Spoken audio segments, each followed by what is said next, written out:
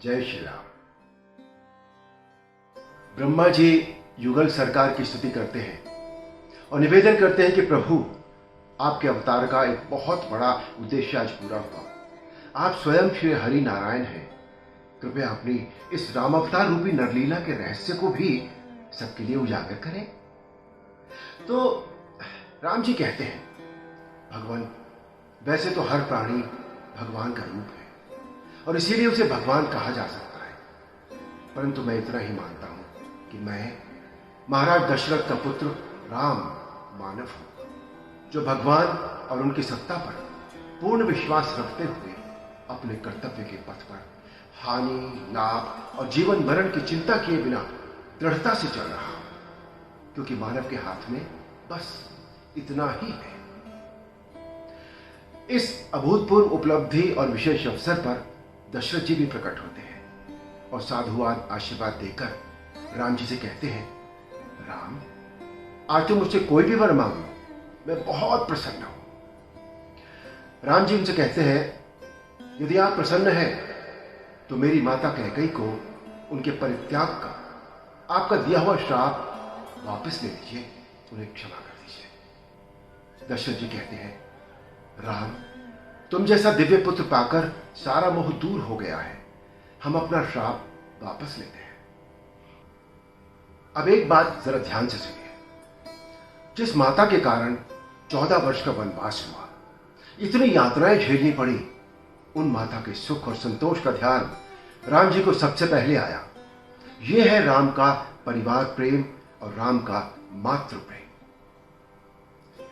अयोध्या वापस कैसे जाया जाए, इस चिंता पर हनुमान जी बोले, प्रभु, अपनी पीठ पर बिठाकर मैं आप सबको अयोध्या ले चल सकता हूं। सेवक के रहते स्वामी को चिंता कैसी। तो विभीषण जी कहते हैं, प्रभु, पुष्पक विमान किस दिन काम आएगा, चलिए उसी पर हम सब चलते हैं।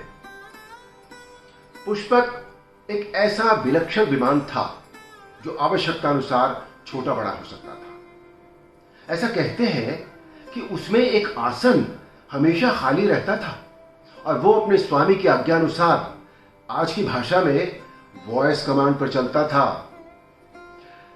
सीता, राम, लक्ष्मण, हनुमान, विभीषण, सुग्रीव, अंगद, जामवंत, नल, नील सभी पुष्पक विमान पर सवार होते हैं। श्री राम जी प्रत्येक सेनानी का आभार व्यक्त करते हैं और विमान उत्तर की ओर चल पड़ता है। प्रयाग में महर्षि भरद्वाज के आश्रम में विमान उतरता है। राम जी भरद्वाज जी का आशीर्वाद लेते हैं और हनुमान जी को भरत जी के पास अपना संदेशा देकर भेजते हैं। उधर नंदीग्राम में भरत जी निराश हो रहे हैं कि अभी तक राम जी का कोई समाचार क्यों नहीं आया।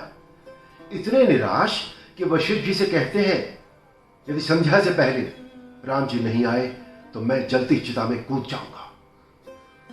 इस पर वशिष्ठ जी कहते हैं, इतिहास बदलने के लिए एक क्षण भी पर्याप्त होता है भरत। समय से पहले कभी भी निराश और हताश नहीं होना चाहिए।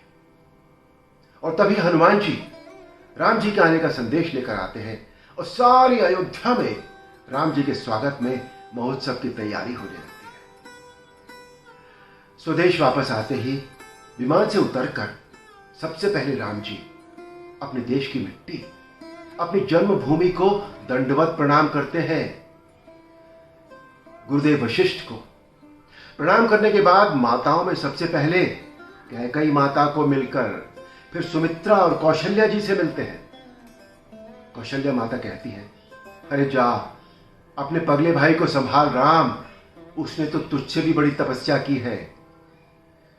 राम जी और भरत जी का मिलाप बस देखा जा सकता है, उस भाव को न तो लिखा जा सकता है, न कहा जा सकता है, न समझा या समझाया जा सकता है। भाई का भाई के प्रति प्रेम न भूतो न भविष्यति, न हुआ है न होगा।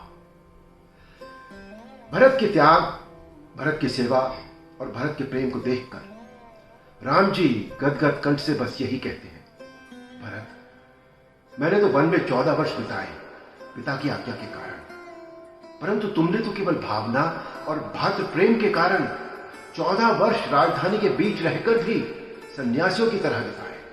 भरत, तुम हम सब भाइयों में सबसे महान हो। लक्ष्मण जी के लिए गुरु वशिष्ठ कहते हैं, लक्ष्मण, तुमने मानव समाज को सेवा कर वो आदर्श सिखाया है जिसका दूसरा उदाहरण मिलना मुश्किल होगा, कठिन होगा। माता सुमित्रा कहती है लक्ष्मण जी से, लक्ष्मण, तूने मेरे दूध की लाज रख ली बेटे। भरत जी लक्ष्मण जी से कहते हैं, लक्ष्मण, सबसे भाग्यवान तो तू है मेरे भाई। साधु वेश तो मैंने भी धारण किया, पर भैया के चरणों में सतत बैठने का सौभाग्य तुझे ही मिला। शत्रुघ्न जी के भावुक होने पर अब देखिए लक्ष्मण जी क्या कहते हैं, अरे पगले, जब सारा उत्तरदायित्व संभालने के लिए बड़े भाई हों तो छोटे भाइयों को क्यों चिंता होनी चाहिए। धन्य है ऐसी मां, धन्य है ऐसे बेटे और धन्य है ऐसे भाई। काश आज भी भाई भाई में ऐसे प्रेम का एक अंश भी कहीं होता तो संसार में इतने संघर्ष न होते। सबसे यथायोग्य मिलकर सबका सत्कार करके और अपने सभी मित्रों का गुरुदेव से और माताओं से परिचय कराकर सन्यासी वेश त्याग कर राम, सिया और लक्ष्मण राजमहल पधारते हैं। माता कैकेयी के कक्ष में भरत जी के न जाने पर राम जी उन्हें अपने साथ कक्ष में ले जाते हैं और देखिए क्या कहते हैं, भरत, माता का अनादर करना सबसे बड़ा पाप है। जो मां 9 महीने तक मानव को अपने गर्भ में धारण करके अपने रक्त से उसका पालन पोषण करती है, वो कैसी भी हो, वंदनीय है, पूजनीय है। राम के विचार, श्री राम के आदर्श यदि संसार का हर बेटा मान ले तो कोई भी माता पिता वृद्धाश्रम में न जाए। महाराज जनक, मंत्री सुमंत्र जी और राम जी के सभी सखाओं के साक्ष्य में गुरुदेव वशिष्ठ श्री राम का राज्याभिषेक करते हैं और तीनों लोकों में परमानंद की लहर दौड़ जाती है। जय श्री राम।